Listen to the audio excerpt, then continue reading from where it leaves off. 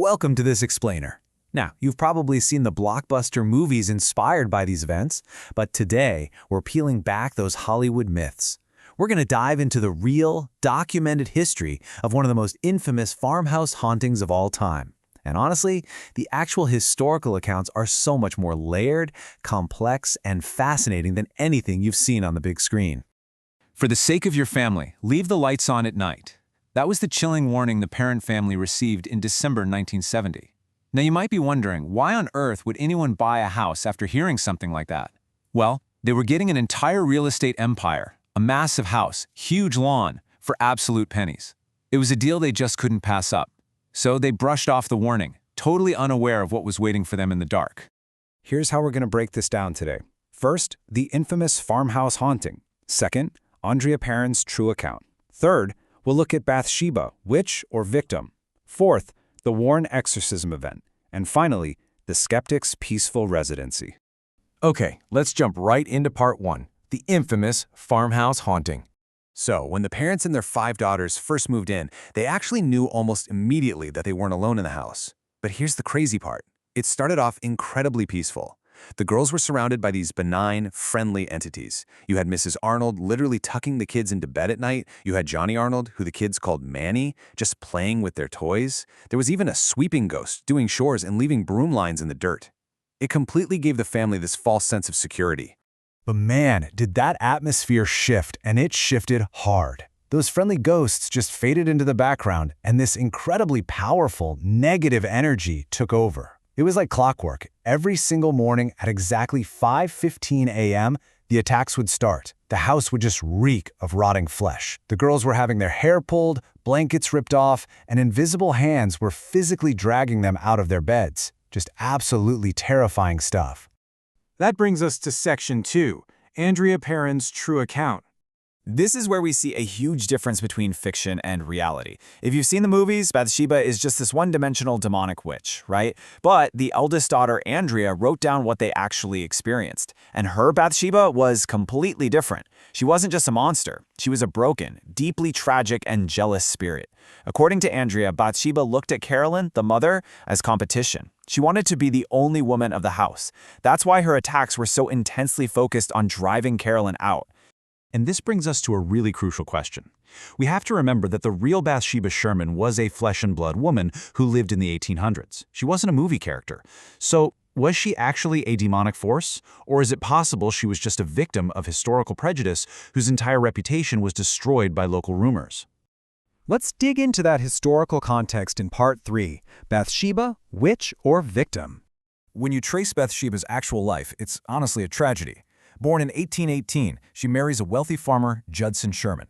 Because she has money and free time, she helps out by watching the neighbor's kids. But then, the unthinkable happens. A baby in her care dies under very mysterious circumstances, supposedly with a needle-like puncture in the skull. She's dragged to court, but because there's absolutely zero evidence, she is legally acquitted, cleared of all charges. But here's the catch, and this is the crux of it all. Even though the law cleared her, society did not.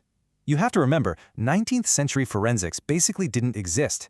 Historical records show Bathsheba was young, wealthy, and beautiful, which made her a massive target for jealousy in her community.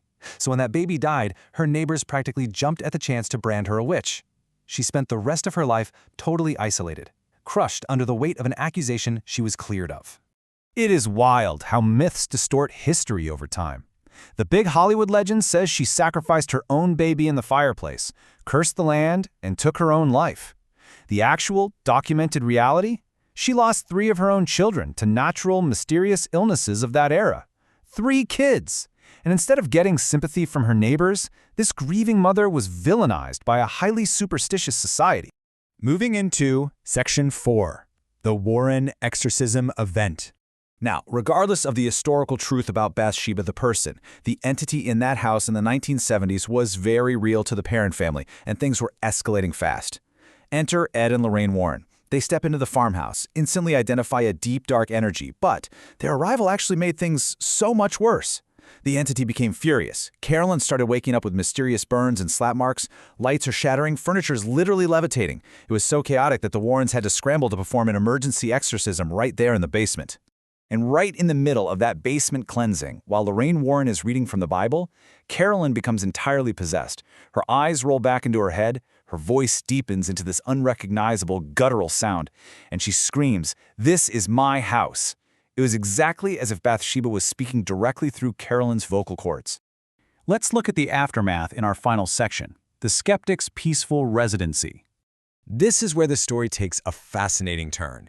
Years after the parents finally escape, a woman named Norma Sutcliffe buys the house. And the contrast is just staggering. The parents dealt with a decade of daily physical attacks and possessions. Norma? She lived there completely alone for 2 to 3 years and experienced absolutely zero paranormal activity. Nothing at all. But Norma didn't just sit around enjoying the quiet. She actually went digging into the town's archives, and her research completely flipped the script. She discovered that the whole haunted history of the Arnold estate was massively misleading. Turns out a lot of the tragic deaths historically linked to the farmhouse actually happened in completely different parts of the town. People had just falsely attached those stories to the property over the years to build up the local legend. So, as we wrap up this explainer, we really have to ask ourselves what the true source of the horror was here. Did the Warrens actually manage to cleanse the house, which is why Norma had peace? Was the paranormal activity somehow tied directly to the parents themselves? Or, when we look back at Bathsheba Sherman, we're left with this profound question. What truly creates a monster? Is it dark, supernatural forces, or is it the devastating, destructive stories that an envious society chooses to tell? It's a fascinating mystery, isn't it? Thank you so much for joining me on this deep dive, and keep questioning the history behind the horror.